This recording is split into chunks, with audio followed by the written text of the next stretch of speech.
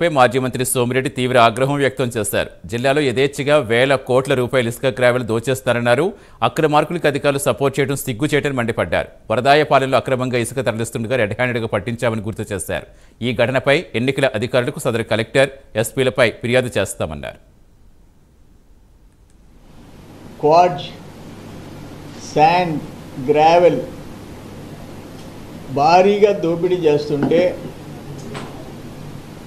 District collector, SP, all revenue officers, mining officers వీళ్ళందరూ, local police, ఆ మంత్రి, ఆ వైసీపీ నాయకులు ఎవరైతే దోచుకుంటున్నారో వాళ్ళకి వంతబారుతున్నారు.